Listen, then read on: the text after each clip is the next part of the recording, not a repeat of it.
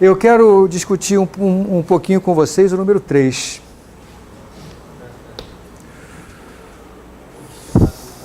De novo, é uma estimativa que eu quero. E eu vou enfatizar um pouquinho nessas primeiras listas, esse exercício de estimativas, porque eu sei que eles costumam trazer uma série de dúvidas para vocês. Vocês não estão acostumados a fazer isso, né?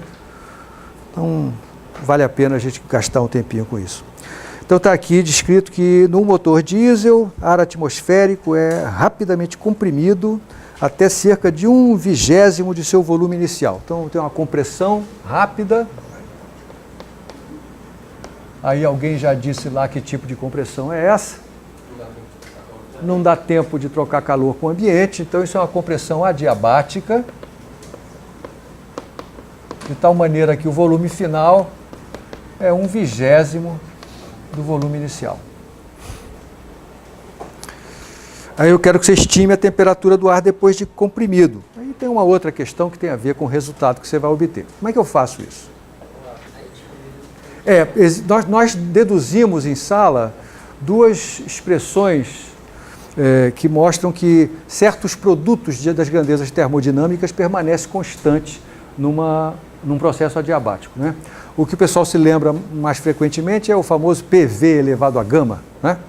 Onde gama tem a ver com o número de graus de liberdade, F mais 2 sobre F, se não me engano, né? De modo que num gás monoatômico isso aí dá 5/3, num gás diatômico isso dá 7/5 e assim por diante.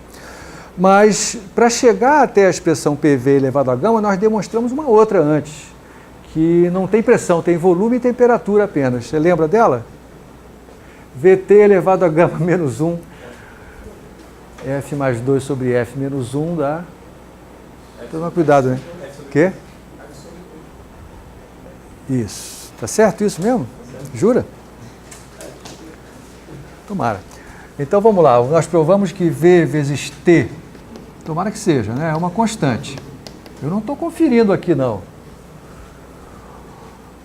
Não é? Então, o que eu quero descobrir é qual é a temperatura final, né? Essa aqui é a brincadeira. Então, a temperatura final elevado a F sobre 2 vezes o volume final tem que ser igual à temperatura inicial elevada a essa mesma quantidade. E isso aqui é 1/20 do volume inicial, portanto, a temperatura final elevado a F sobre 2 é 20 vezes a temperatura inicial elevado a F sobre 2. Tá legal? E aí a temperatura final, eu tenho que extrair a raiz, elevar isso a 2 sobre F, né? Então isso aqui vai dar 20 elevado a 2 sobre F vezes Ti. Mas e aí? Qual é? Tá bom, até aí estamos juntos. E agora? Qual é a estimativa que você vai considerar o ar como um gás diatômico? É boa essa? Porque a imensa maioria das moléculas do ar atmosférico são moléculas de nitrogênio e oxigênio, ambos gases diatômicos. Então, nesse caso, o F vale 5, né? E quem é a temperatura inicial? Temperatura ambiente? 300 Kelvin.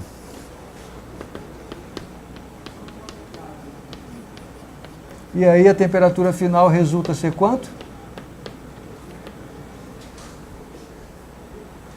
20 elevado a 2/5. Chato de fazer isso. Hã? 994, mais ou menos. 994 mil Kelvin. Tá bom? Muito bem. Agora explique por que o motor diesel não precisa de velas. Essa é a pergunta final. Muito bem, como assim? É exatamente isso que eu quero que você pergunte, né? Quero que você pense. É claro que eu estou comparando o motor diesel com o motor a gasolina ou a álcool, não é? Com os quais eu posso comparar. Como é que funciona o motor a gasolina, hein?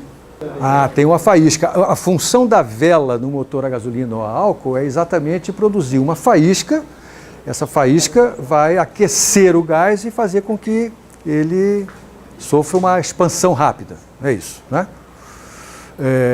esse quociente entre o volume final, entre o volume inicial e o volume final, VI sobre VF, que nesse caso aqui é 20, é chamada taxa de compressão do motor. Taxa de compressão de motores a gasolina ou a álcool então, são da ordem de 10, 8, entre 8 e 10. Né?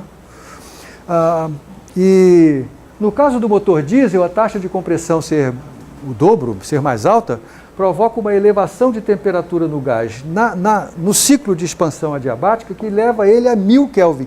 Esse gás, na verdade, é um gás combustível.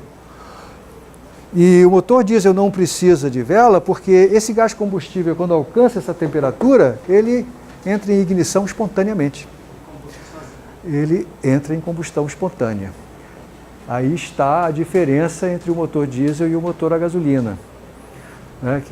Uma das diferenças. O motor diesel não precisa de vela porque a taxa de compressão dele sendo muito mais alta, ele entra em combustão sem precisar da faísca. Tá?